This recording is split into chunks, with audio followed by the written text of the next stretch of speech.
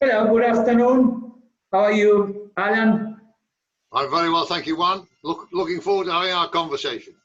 Yeah, thank you very much. So today is our second part with Allan Jones. My name is Juan Bautista Propato, currently working for Football West in beautiful Western Australia. And for the people who don't know Allan Jones, Alan's a quick intro. You want me to do my own intro and tell you how good I am again? Yeah? Yes. Well, very quickly. I played in the UK. I played in England.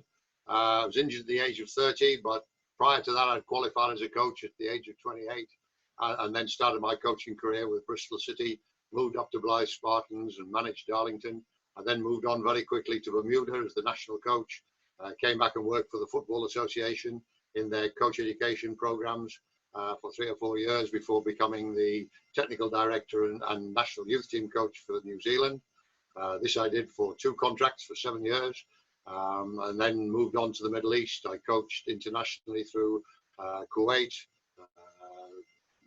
Qatar, Dubai, Oman, and then eventually came back to retire here in New Zealand, where I then was headhunted to take over and form the new Auckland City Football Club some 13 or 14 years ago now, in 2003. Set them up, and then once I'd done my work there for 3 seasons, then I retired.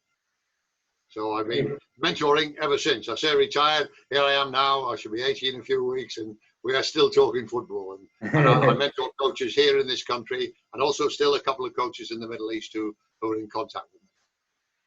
Awesome.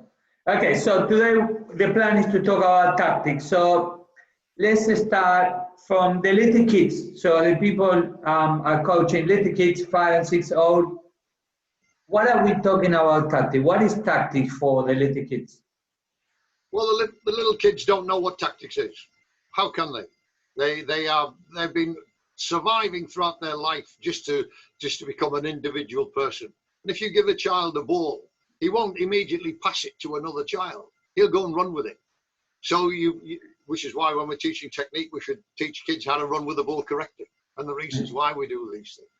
So I think when you start to talk tactics, I wouldn't be too concerned about working with them at that age. And I think what I'd be more concerned about at that age is getting them into a strategical way of thinking.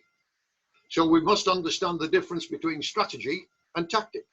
So the strategy is the overall manner in which we're going to play.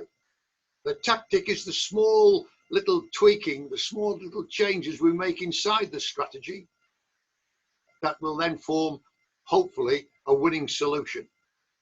So if you understand what I mean, I'll give, for example, if we're going to play the strategy, I'll take my last club, we played 4-4-2. That's the strategy. But now we must ask, what affects the strategy that will make the tactic important? And I'm going to come back to the kids in a minute, so don't worry. So I think what we look at then is say, well, 1 or 2 things affect strategical play. First thing is, well, we are in and out of possession. So although the strategy was 4-4-2, when we were out of possession, we played a very lopsided 4-3-3 with a sliding midfield. So what I would be looking to do there was encourage the goalkeepers to play out short to the edge of the box. We would press very early and press the ball sideways, left or right. So the right-sided midfield player would jump forward, and the side that the ball wasn't would slide in. So we then start to mark to start to win the ball back, either if they played short into midfield or if they played long. We'd also work with a back 4 that was pushing across and marking. Also with a trailing fullback. So when the midfield player of the 4 slid across, then the right side, if it was the right-sided player, the right fullback would slide with him as well, and he would become what I used to call the insurance man. And it's not too far removed from the way Germany used to play back in the 70s, yeah? So the only free player who had any freedom of movement was the team in possession left back. And he was the furthest away from the ball at that time if the ball had gone to the right back, for example. So our left side midfield player would move in and pressure and force the ball inside. So the first press was always out, the second press was always in. And then we would look to re-establish from there. So that's how we played out of possession. When we were in possession, I would look to attack, not with just the two, but the two flank players as well, and one of the midfield players. So we would go, and I say only one because one would go to attack and one would come in and play as a sweeper in case of counter-attack. So we never ever, even when we were in attacking mode, emptied out the midfield. We always had at least one player in there. So we would attack 4 plus 1, then the sweeper, and then the back 4. And both fullbacks encouraged to attack only on the side of the ball. So whilst you say strategically it was 4-4-2, as you can hear from all the numbers I'm quoting, it was quite a complex little tactic. Now, there's no way that kids of that age are going to be able to understand all of that. So where do we start? Well, for the kickoff, I'd start with working on the principles. And you would do this in the small-sided games. So we'd be looking to children and say, well, if you can't pass the ball forward, can you pass it back? If you can pass it back, who are you going to pass it back to? And what is the best angle to pass it back? And when you receive the ball coming back, where will you then go? And you start to then coach strategically by saying, if you get the ball back, can you go forward off that ball back? If you can't, maybe you have to go across.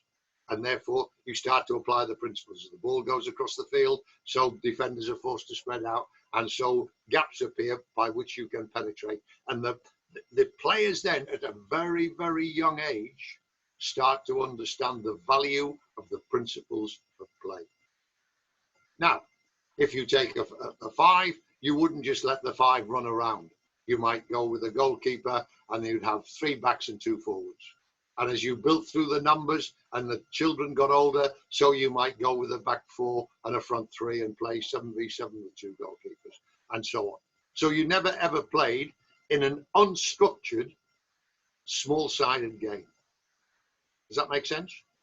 Yes, so one of the things I say to the young kids and to the coaches too, that the first strategy of tactics when they are 4 or 5 is pretty much they are halfway. I say, you guys going that way, we are all on the black shirt, and the guys have the same logo like you, they are on your team. So don't kick the ball away.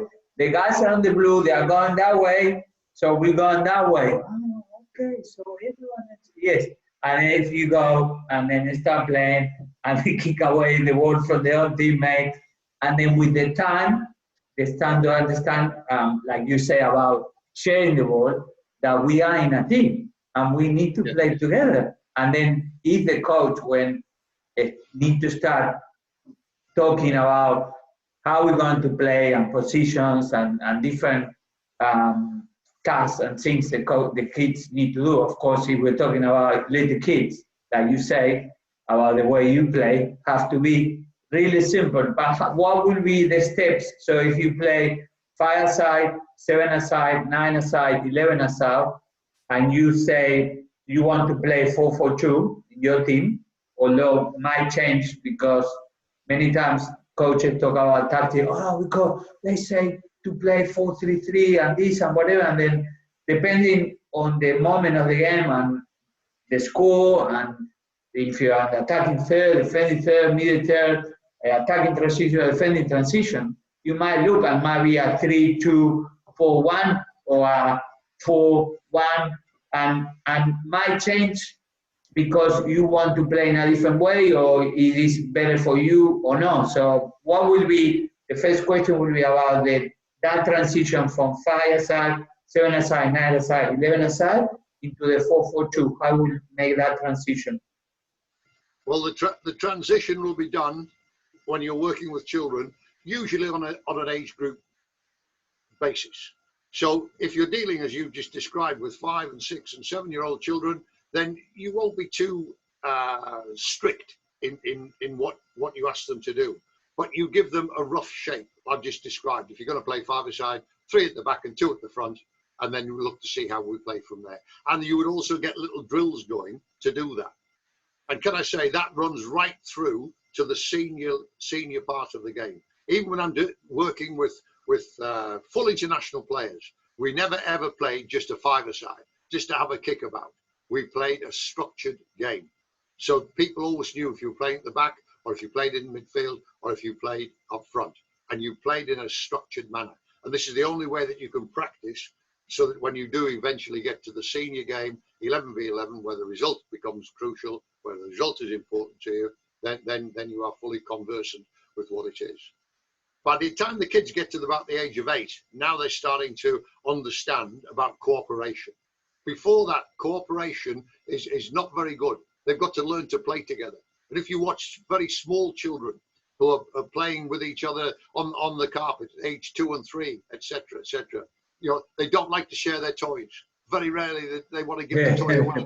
They'll keep their little toy. They'll keep their rubber duck or their little ball or whatever it might be. And it's no different when they're 5 and 6. They want to get the ball and run with it. And we must encourage them to work individually with the ball. But also, we start the little passing movement. Now, from the age of about 8 onwards, their ability to pass the ball technically will increase. And between the ages of 8 and 12, roughly, give or take, is the high skill factor where decision making comes in. So now we're starting to say to them, when is it a good time to run with the ball? And when is it a good time to pass the ball? And they then start to understand more about A, spatial awareness in their factors, and B, spatial awareness in relation to the opposition. So can they see the opposition? Are they comfortable where the opposition is? Do they want to run past them, or do they want to pass past them? These are the decisions that they'll have to make. And this is what we've got to do as coaches, to put them in that learning experience. How will you help? Yeah. How? Sorry to interrupt. How will you help them in that age? So it is called the golden age of learning, between the 9 to 12, or could be 8 to 13, depends on the age. How will you help them to make that right decision, or if they made the wrong decision, to figure out that, oh, maybe I could do something else? Well, it's quite simple. When the mistake occurs, you simply ask them, why did you do that? Could you have done something better? And if so, how? Now, he may be able to tell you 1 or 2 of those, but he may not. And therefore, you've got to guide that player, that small child. You've got to guide him through that and make him to understand the reasons why. Why do you need to do that? Well, we need to do it to keep possession, because if we don't keep possession, we can't score the goal. And therefore, this is the best way to keep possession. Yeah. So you've got to give the full understanding, so that they come away from your session understanding the reasons why they're doing something in a game. Quite often, it's no good just saying to the kids, hey, you do that because I tell you. Sometimes at senior level, you know, when an instruction goes on the field, the players have just got to react, and then we'll have a chat about it afterwards. Because in the heat of the moment, we haven't got time to discuss. When you're working with children, we have. And which is why, as coaches, we must be very patient with children. The child is not a small man. He's a child. He's a child. And therefore, he will act and think like a child. And you, as a coach, must go into his world. He's not old enough to come into yours yet. And that's the crucial part of this. And what about then when they go into the next phase of development, when they go into 13, 17 years old, about that decision making, helping them with that decision? What will you do? When they become older? Yeah, I mean 13 to 17. Yes, then we will move into the 11v11 game. And then the strategies become a little bit more complex because you've got more numbers there. Yeah, it's when the skill factor will come out, not necessarily the technical ability, and how good their technique is with either passing, running, heading, controlling, whatever it might be. Yeah, it's about the decision of when and not necessarily how. So they know how to do it. It's a question of timing and a question of when. So you've got to teach that through. And again, if the small-sided game process has been followed in those areas and those age groups of I think you quoted 8 to 13 or 9 to 12, whatever it might be, give or take, in that period there, if they haven't been A, technically taught well, and B, coached well, because you see, their skill is the selection of the right technique under pressure. So if that be the case, they'll be skillful. They might be technically very good, but not very skillful. In other words, they don't know when to do things. They know how to do it, but they don't know when. And this is where your skill as a coach comes in. And that's best done, A, in the small-sided games, and then B, by coaching in the game itself. See, a lot of coaches, it takes an experienced coach to coach in the game, coach over the top of the game. Don't keep stopping the game. Let them play. Players want to play. Therefore, let them play. And you coach over that. You coach over that game. Yeah. Yeah, also you see even at the professional level, maybe the coach will bring the player and say like something, and then they go and they just almost like, oh, when this happened, maybe do this and whatever, and they're like, okay, they get the idea. So you can do that youth level, coaching over the top, bring them over. You can do it. Sorry to interrupt there. Well, you can do it like that, and that's fine. But you've got to remember that if you're coaching young players, if they're in that youth age, the other players must know what you're telling that player who needs the special word, because it's building that team understanding. So they now know. If you said, for example, to your right flank midfield player, when that fullback that you are opposing has no cover behind, and you are extremely quick, drop your left shoulder and go past him on the outside. Now it's important, not that he can just do that, but the strike force knows, yes, he's going to definitely do that. Then they watch him and they then get in position to receive the cross. The right side midfield and maybe the right fullback says, yes, he's going to do that, but if their opposition fullback is very quick and he can't get the cross in, he might have to peel out, and now we need to support and I need to cross. So now you start coaching for understanding, both on the ball and near the ball, and finally away from the ball. So in other words, you're coaching the individual to drop his shoulder and go. You're coaching the two strikers and the midfield player and the fullback to support. And once that is, now we might be saying to the far midfield player, why don't you get closer to the back post? Because if the ball comes back, it might be a deep delivery from the fullback, not the winger who's just taken on the fullback. So it's crucial that you don't just affect the near player, but you affect the whole team. And when you start to that's when you start to get the understanding coming. Yeah. Does that make sense? Yeah, no, makes sense. And then, so into the senior level, I know many times you say about players need to do something when something happens, and if not, the other player in that position. What are the triggers or kind of information that you give the players to identify to do something that will fit your playing style and your tactics and strategy? Okay, fine. So at senior level now, when we start talking the real tactics, when the young boys, the children have learned the techniques of the game, they've learned how to use them, they've developed their skill levels whereby they can play, and they understand the concepts of team play, basically. Once that's sitting in place, now we start to look at the game and how do we get the result. So now the opposition now, not just strategically in and out of possession, but the opposition must be looked at, and therefore we must start the value analysis. So you look at the opposition, and then you decide: are they better than we are? Are they different to us? Are they poorer than we are? Can we impose ourselves on them?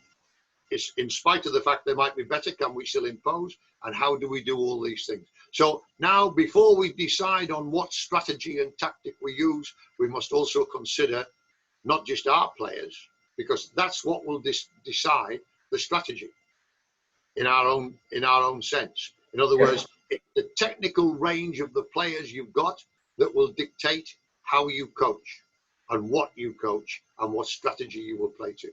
So I just said, in my last club, I was playing 4-4-2. The club before that, I was in Oman. We played 3-5-2. Why? Because we had a lot of midfield players. We had 3 very good defenders, and we allowed the fullbacks to go. And I'd got highly technical players in the middle of the midfield. I didn't have that number of technical players, and therefore the 4-4-2 suited me the club afterwards. So you've got to be flexible.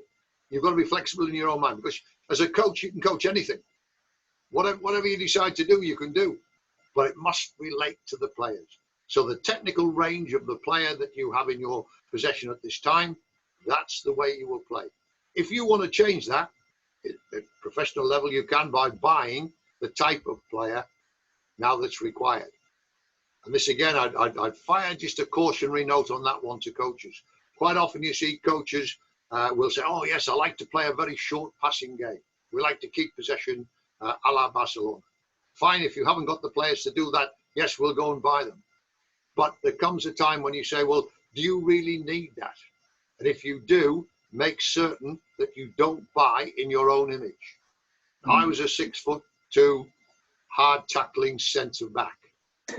I don't want to go and buy players in my image. If I'm looking to play a very short passing game, I'll need players who can receive, spin, turn, have good vision, play off both feet, play off the inside, outside, etc., to play in the middle of that midfield so I can play with 5. You understand? Don't buy players. Don't pick players in your own image. Pick what the team needs to balance up the team strategically. That's a really good point about, and that's a typical example of people. Oh yeah, I want to play at Barcelona. I want to do this. Oh, but like, and you look at the players are like, really? Because your wing players cannot really go up. Your centre backs are really poor to control the ball on the first touch, and your midfielders are not really creative midfielders. So how you want to play? Oh no, because this and whatever. And another point was about, you say that you changed, that you went to Oman, you changed to a 1-3-5-2, and sometimes we see the top coaches like Mourinho or Guardiola, when they go to City or whatever, they buy players, and like you say, they made the team according what they want. But if you go and say, oh, here you got these players, you got no money. So what are you going to do? Is if, like you say, if you're going to play like that, can you play like that, or do you need to change a little bit to adapt to your players and not what you want to play? Well, I think if you're about winning football matches, there's a question I always pose to coaches when they start talking about possession football, as if it was a new thing. They've been conscious of possession football since 1878, when Queen's Park suddenly decided not to play with 2 defenders and 8 attackers. They brought three midfield players. They called them halfbacks, and they played 2-3-5. That was done at the latter part of the 19th century. So I mean, there's nothing new. But I think what we've got to be careful is that we don't get sucked into thinking there is only one way to play football. And I tell this to all the coaches. The way I play, this is not the way to play. It is a way to play. And you must find your own way to do this. And it relates totally to the players that you've got. Yeah, totally. What would you do at training to start to shape your tactics and strategy so they start to tune in the way you want to see the team on the weekend? Okay, so if we're preparing now for the game, after the game on the Saturday, Sunday is the recovery day, Monday is the rest day. So we come into Tuesday and now we start the real work. So the first thing that I'd be looking for there would be to go through the opposition, who I've looked at on the game previous weekend. Yeah. So yeah. I put the opposition up and say, right, probably this is how we're going to play. And we need to know, because in the analysis, I've been looking at the individual. Have they got star players? Have they got players of exceptional quality? And what are we going to do about them? What is their strategy? What is their overall? They play 4-3-3, they play 4-2-4, they play 4-1-4-1, or whatever it might be. So how do we set up against that? And that's how we would look to and from that moment onwards, we would then work towards that particular strategy. And then also, apart from the individuals, you look at the group play. Do they play with 2 centre-backs or 3? How will you play against the 2 centre-backs? How will you play against the 3 centre-backs? What will you do to affect the sweeper if there's only 2 of you against 3? So we'd look at that and maybe work on that if they've not done it before. Yeah. Yeah. So we'd look at the group play, and then we would look at unit play. So, for example, if you've got units there that maybe say, for example, you've got two players like the right wing and the right back. How do they operate? Does one overlap, or does the right back always stay at right back? If he overlaps, who's gonna track him? Whose job is it to do that? When will you pass on? Yeah. So we look at the opposition in depth, and from that moment onwards, then we start to prepare. And this particularly applies when it comes to set plays. Coaches who ignore set plays do so at their own peril. They do so at their peril, because we're getting 30% of goals scored, even today in modern football, 30-odd% of goals. My last season, set plays, we scored 31%. There was one stage in the 60s and 70s, even in professional football in Europe, they were scoring as many as 50 and 60% of balls were coming from set plays. And with the quality of defending that we saw during that period, that was the only way that they could get them, was from the set plays. Yeah, and talking about set pieces, last World Cup, for the people that don't know, they can look at the FIFA website, was the champion over the last 30 years with more goals on set pieces, and also overall was the last 6 World Cup, the World Cup with more goals from set pieces, and you could see how France on set pieces, free kick, corners, they have also many penalties, they boom, goal, they score many goals, and there were a few teams, for example Argentina, they were not very good attacking, and they were not very good at defending set pieces. So we didn't score any from a set piece, including a penalty, and we did concede a few from set pieces. So how important it is, all in the whole history of football, set pieces, isn't it? And a good person that could deliver the ball into your head or to someone into the box. Well, the set plays, you should utilise the individual abilities now of the players. So if you've got 3 or 4 players who are, standing well over 6 feet, 2 metres type players, then obviously you want to play aerially. If all of your players are short, if you've got short forwards, if you haven't got very big defenders who can come forward on these occasions, now you've got to redesign but you've got to do something. You've got to cater for it. You've got to pressure somehow the space that players want to play in. And if you look at players like Baresi, for example, in his heyday, he would, even at set plays, tight marking on the edge of the box, he'd go and stand in front of players and mark the space, kill the space in front, and still have the ability, if he had to read it, he could get around the back of players and do the individual thing as well. So again, you use the individual qualities that you've got, and that's your experience now as a coach will come through. I don't see a great deal of, in modern football, the last 2 or 3 years, not a great deal of movement. Or if the movement is, it's a general movement. I don't see specific movement going on. And I don't know whether coaches are working hard enough in this set play area. Yeah, I mean, definitely I saw France, they did, or no much movement, was almost like, almost looked like basketball movements, where I was almost blocking and someone was coming in, or moving a block and then someone coming free, was always similar patterns. They have great people to deliver.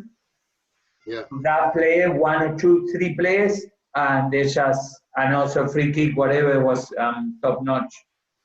The other question was about so you talk about the opposition, how much will you change according to the opposition, the way you play? Yeah.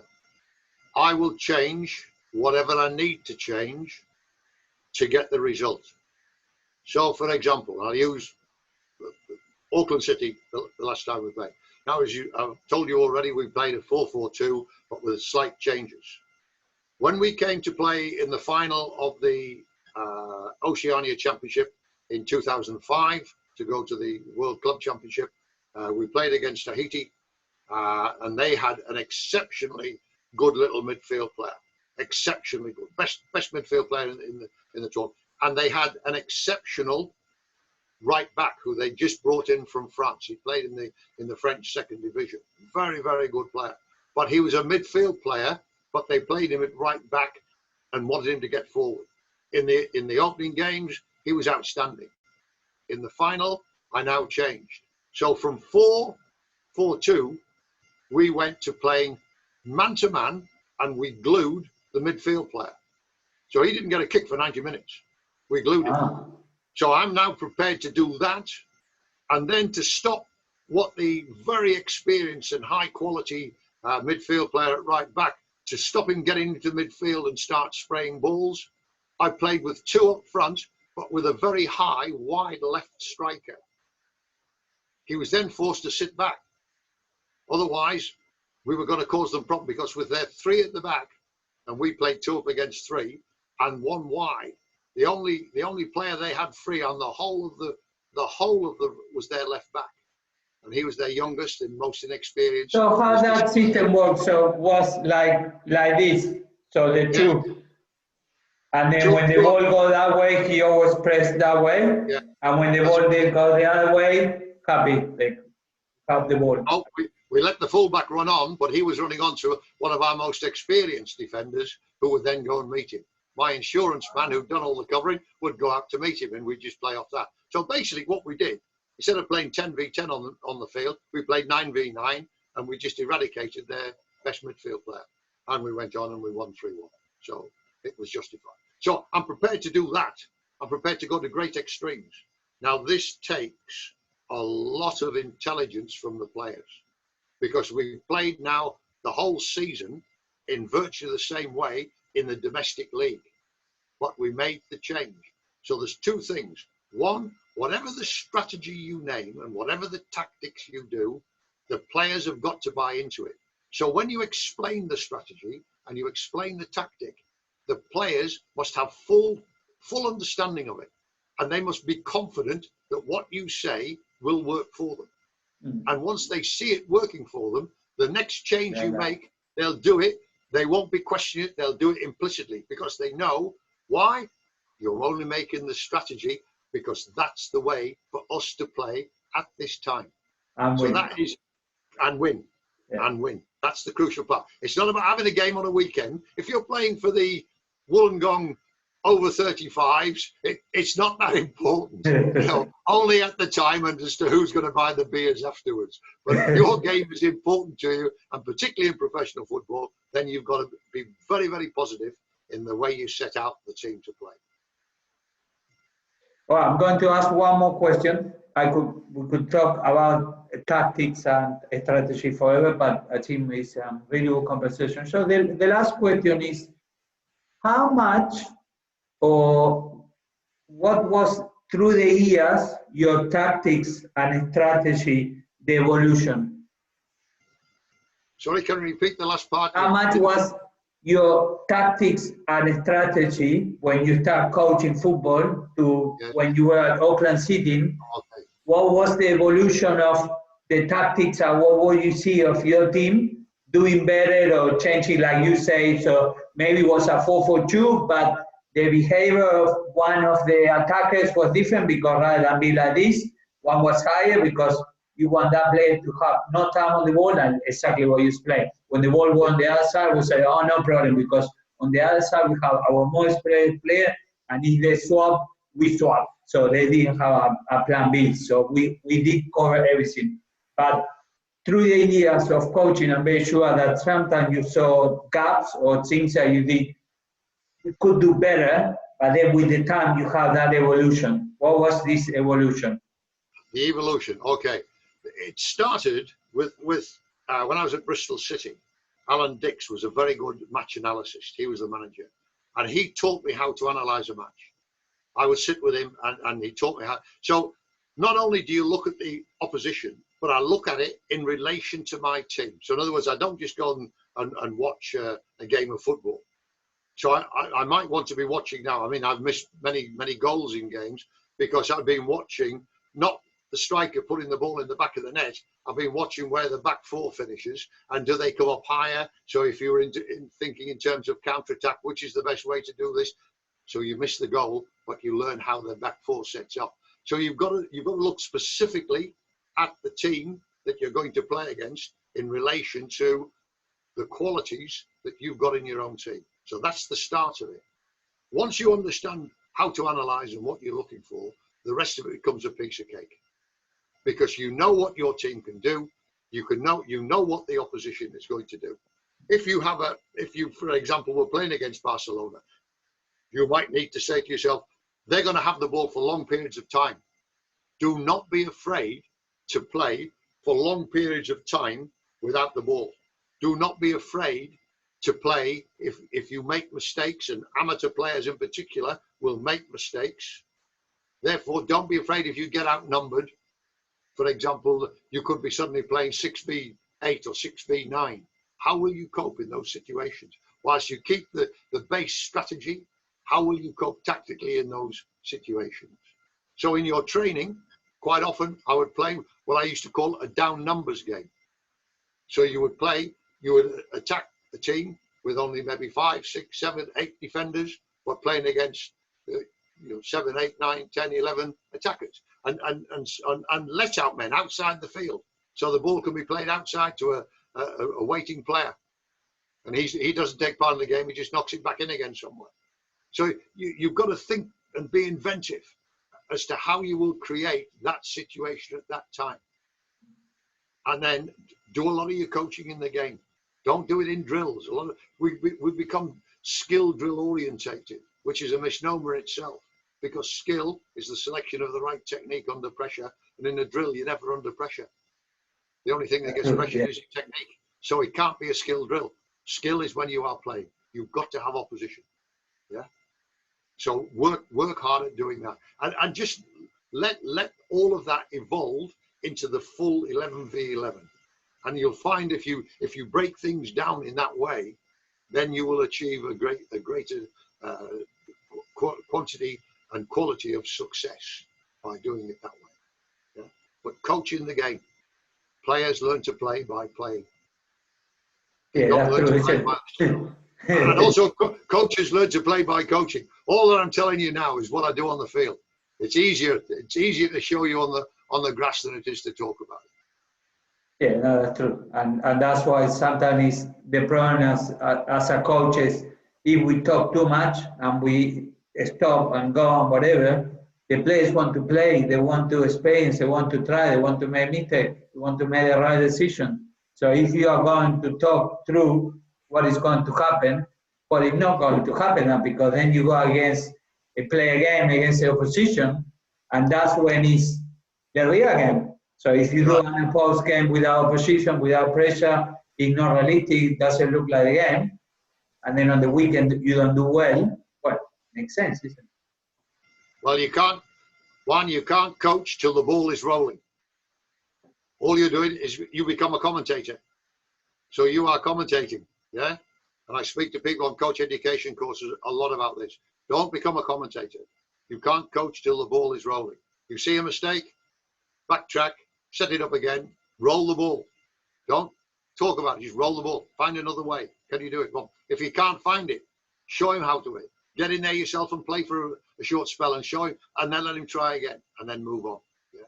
But you can't coach till the ball is rolling. All right, Allan, thanks again for your time. Much appreciated. My pleasure, mate. Take care, my friend. Yeah, see you soon again. Okay, keep in touch and good luck. Thank you, my friend. Take care. Okay, bye-bye. Stay Bye-bye. safe.